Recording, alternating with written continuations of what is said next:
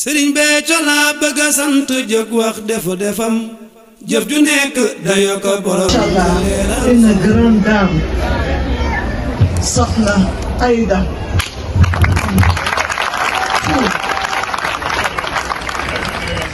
dañu nekk ci mois wu famille mi mars gi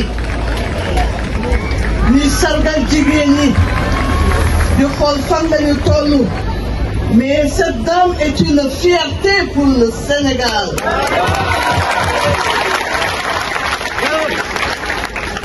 xam naa fi yàgg maa ngi déglu maa ngi seetlu ñun nag xam nga dañu am déformation ñun jàngalekat yi dañuy déglu dañuy xool dañuy gëstu dañuy arriver à des conclusions. Mais Aïda, vous êtes une femme leader.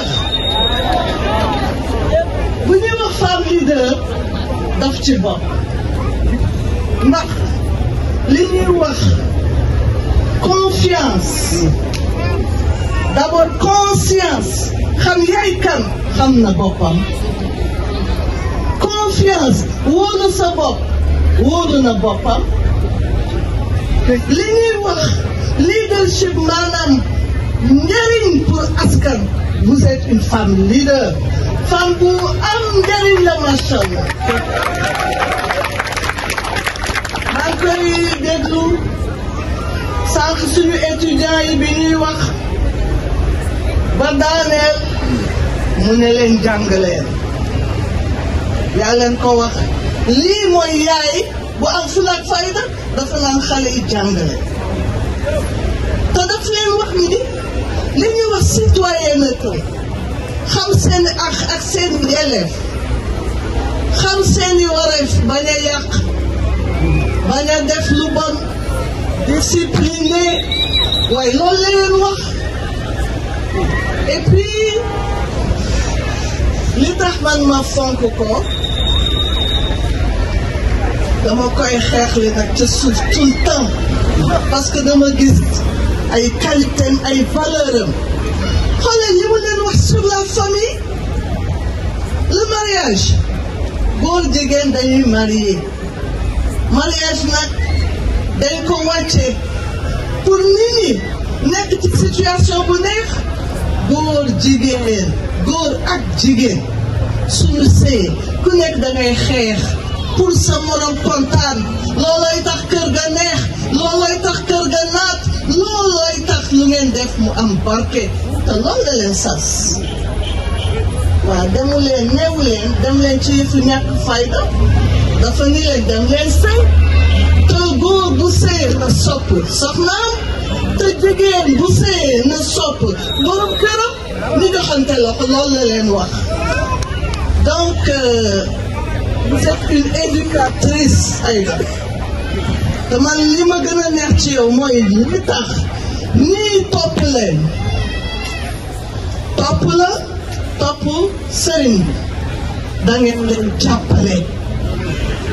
La plupart c'est des intellectuels occupés ay postes de responsabilité ba ngeen leen waree yërëm jàppale leen da ngeen ko def moo tax ñu defal leen bii retour. Donc gàcce ngalaama bonne fête ak soxna yi toog ak yéen ak jigéen yi mais bu ñu leen waxee bonne fête ñii seeni càmmiñ lañu ñii seeni borom kër lañu ñii seeni mbokk la ñoom it dañ ci bokk ndax yëf yëpp benn la loolu rek laa bëggoon sànni wasalaama wasalaam.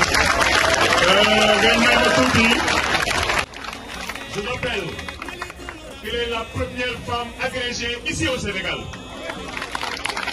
La première femme candidate à l'élection présidentielle.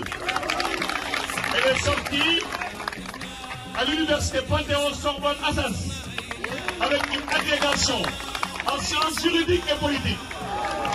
ñu ngi lay dalal bu baax ñoo ngi lay suivre li nga wax ci soxna si dëgg la comme dirait l'autre celui qui éduque un homme éduque un père mais celui qui éduque une femme éduque tout un peuple. Serigne Béthio c'est un visionnaire c'est un guide spirituel. Ba nit ñi di tabax ay tali di tabax ay kër di tabax ay avion ki oto moom nit lay tabax liggéey baa ngi nii. Être un confident du spirituel et du temporel.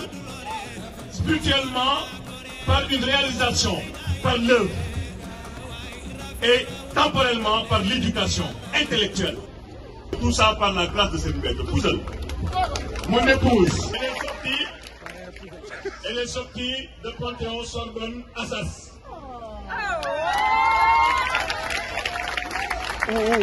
Elle est chasseur de tête. Elle a eu à travailler à Michael Page, à Korn Ferry, à Microsoft.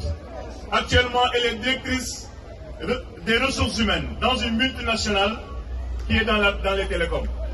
Loolu moom mooy liggéeyu Serigne Béthio soxna Aïda Saliou dëgg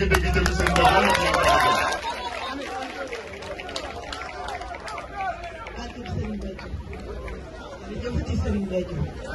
jërëjëfati Serigne Béthio soxna Aïda Saliou dëkk bi ñu Serigne Béthio ak lépp lool te soxna Aïda Saliou day suñu sag suñu ndam ñu lépp lool te wër ci ñu leen di sant di leen ziar gën gàtteeg ziar Madame Amsatou Sow Sidibé, nous vous souhaitons la bienvenue. Vraiment, c'est un honneur de vous compter parmi nous. Nous sommes très honorés d'avoir des femmes d'une élégance, d'une intellectualité, d'une grandeur, d'une spiritualité. Parce que tout ce dont vous avez parlé aujourd'hui, on parle de spiritualité.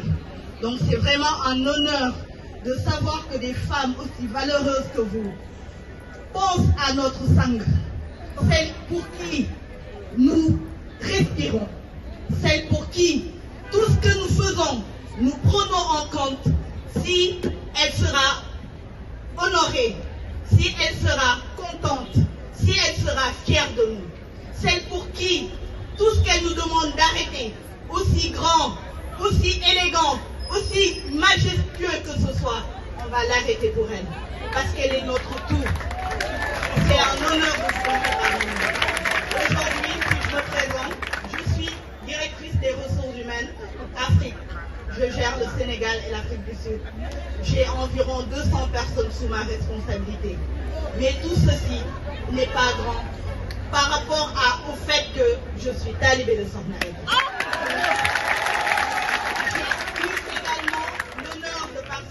Au recrutement de 7 directeurs du MCA sélectionnés par l'UNOPS des Nations Unies avec Madame Decrène et Monsieur Abdoulaye Dia qui était secrétaire général du ministre de l'Énergie.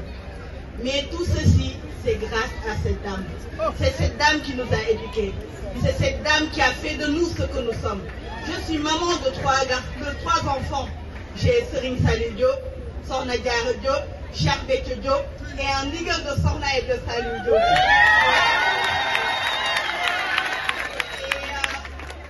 Et tout cela, c'est grâce à elle. C'est elle qui nous éduque. C'est elle qui nous montre comment tenir nos foyers. C'est elle qui nous montre comment tenir notre mariage. C'est elle qui nous montre comment éduquer nos enfants. C'est elle qui nous montre comment avoir les responsabilités qu'on a. Comme je lui disais pas plus tard hier, j'ai été sélectionnée pour faire une présentation lors d'un workshop à Madrid le 21 mars, où tous les pays de RIA, je suis DRH de RIA, tous les pays de RIA sont représentés, mais où malheureusement aucun pays africain n'a été sélectionné jusque-là pour faire une présentation, pour montrer ce que l'Afrique fait au sein de cette grande entreprise, qui est quand même deuxième mondiale au niveau du transfert d'argent. Mais grâce à elle, je suis sélectionnée pour représenter cette entreprise. Grâce à elle, au mois de décembre, j'ai été sélectionnée et promue meilleur département RH de mon entreprise, ce qui est une première. Donc je ne peux que la gratifier, je ne peux que l'honorer, je ne peux que la remercier et vous dire que ce n'est que le début. Sokhna Aïda est entourée d'intellectuels et nous sommes toutes prêtes derrière elle. Ce qu'elle nous veut, ce qu'elle veut de nous, l'exemplarité féminine qu'elle veut, on va l'incarner par sa grâce et son nouvelle. On lève la